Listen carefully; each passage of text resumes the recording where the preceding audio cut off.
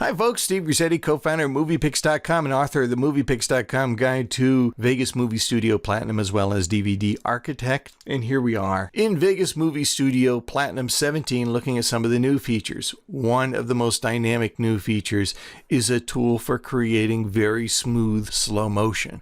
Now there are a number of ways or a couple of ways to create slow motion or fast motion in Vegas Movie Studio, but this new tool will take a very slow motion video and it will blend the frame. So in other words, when you're dealing with 30 frames per second, you slow it down. Quite often you get something that looks a little bit choppy. With this new frame blending tool, you'll get a nice smooth slow motion picture. Let's see how it works. We've got a video here on the timeline of a boy splashing around in the waves. This will be fun to slow it down, huh? So I'm going to go over here to the video effects tab on the left, and we're going to find slow motion. Then drag the thumbnail down onto the event on my timeline. Here we go. Now, because this is such a complicated effect, before you apply it, you have to analyze the video event that you're going to apply it to. So I'm going to set the quality to fine. I want to get a really nice video out of this. Let's set it to medium. And then click Analyze Motion. Now, Analyze Motion, this is a very short clip. Can take quite a while depending on the length of the clip. In this case, we've got a clip that's only about 8-9 seconds long. So, analysis won't take too long, but if you're going to slow down, say, a longer minute-long clip, you might want to go get a cup of coffee while it's analyzing it.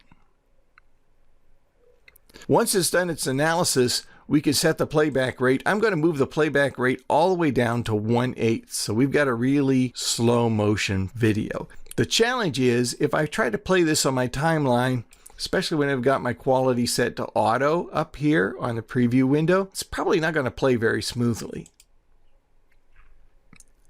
We get a nice slow motion effect, but kind of looks odd. Anyway, quite often when I've applied a very powerful effect like this, I'll pre-render the video, creating a render for preview purposes only, a pre-render. And there are actually a couple of ways to create a pre-render, but it's my way to do kind of a check to make sure that the effect I've applied looks as good as I want it to look. Now, to create a pre-render, I'm just going to drag across this section of the timeline. This creates a loop region, and that will isolate my pre-render. So I'm only going to render this section of my timeline. I show you how to do this in the book, all 3 ways to pre-render, and then just go up here to Tools at the top left of the program and select one of the pre-renders. I think the best pre-render in this particular case is Render to a New Track. This will create a short movie based on this loop region. Render to New Track opens up the Render As window.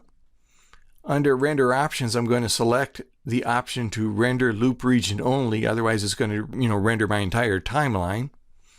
And usually the template it recommends, the format and the template it recommends are based on your video project specs, and they're usually the best ones to use. So this is just fine here. It's just going to take a couple seconds. So let's click Render and let it do its business. Once it's done, you see it actually creates a separate event on the timeline. And let me move the playhead back to the beginning. This is a rendered version, a finished version of this slow motion video. So I'm going to set it now to best quality auto. And let's see how our slow motion looks. Now remember, we're looking at 1/8 speed of the boy splashing in the water. See how smooth that is? Isn't that spectacular? That's the new slow motion effect. Well worth checking out. And if you do any kind of slow motion work, highly recommend it over any other way that you time stretch or playback adjust your video. Be sure and check out all the tips and tutorials we have at MoviePix.com. And if you want to know all about these programs, new features and old, check out the MoviePix.com guides. They're available at Amazon.com. I'm Steve Grizzetti.